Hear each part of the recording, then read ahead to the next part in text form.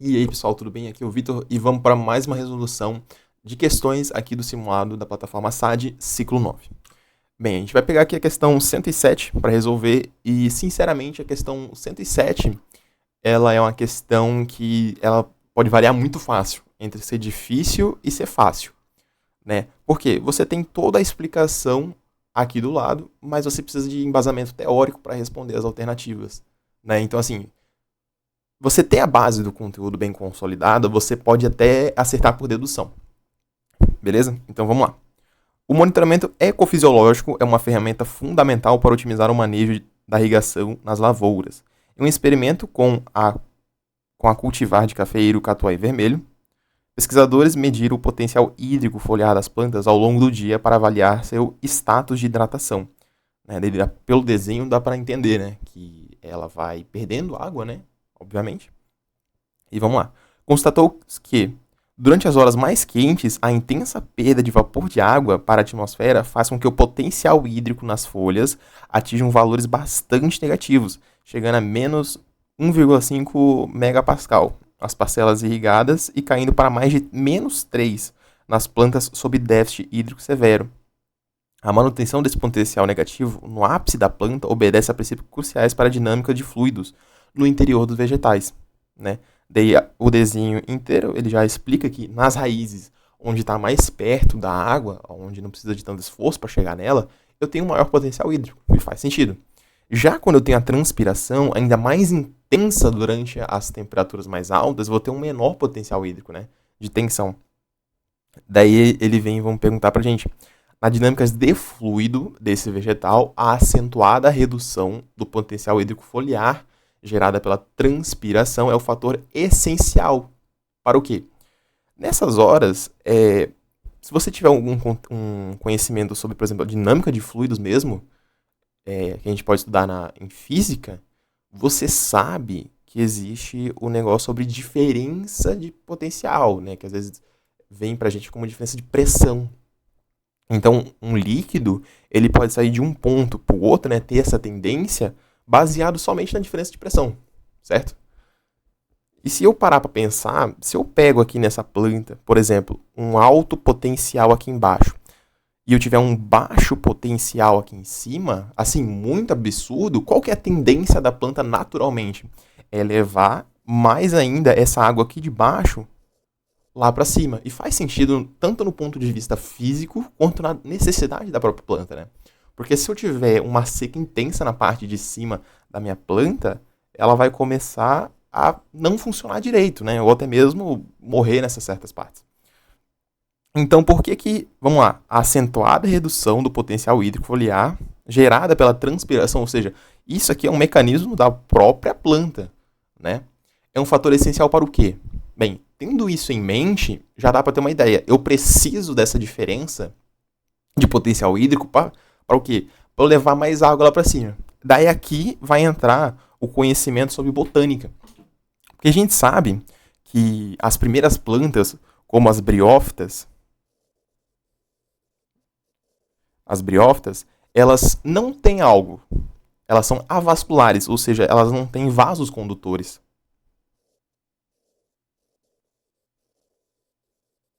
E isso limita, por exemplo, o tamanho delas, né?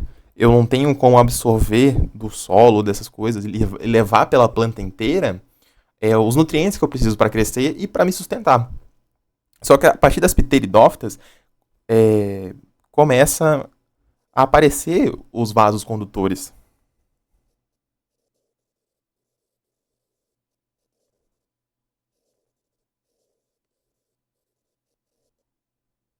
né? Ok? Existe, a partir das pteridófitas, então, os vasos condutores, sendo eles os dois principais, xilema, no caso, né? Ele fala bem aqui ainda, ó. Você podia até... A questão te ajuda a lembrar também, porque ela fala de xilema e floema. E a gente vai ter os dois caminhos, né? Que é o xilema e o floema. Aqui, a gente tem que ter a base teórica, senão não tem jeito de resolver isso aqui. Eu tenho que saber que o xilema ele vai levar, né, ele vai conduzir pela planta, por dentro dela, a nossa seiva bruta. Ok? A seiva bruta, ela é basicamente água, sais, sabe? Nada muito elaborado. Né? Já dando spoilerzinho, né? Ou seja, a seiva bruta, já dá para imaginar que ela não é nada muito complexo. Ou seja, são águas, são sais essenciais para a planta, certo? E o floema, ele vai por fora da planta, né? Irrigando, só que com seiva elaborada. Que já é processada, digamos assim, e é mais concentrada, por exemplo, em açúcares. Então, tendo isso em mente, eu já consigo imaginar que se eu estou falando de água, potencial hídrico, eu já estou falando sobre o xilema e não sobre o floema, né? Então vamos ler as alternativas. Ascensão contínua da seiva bruta através do xilema. Correto, né?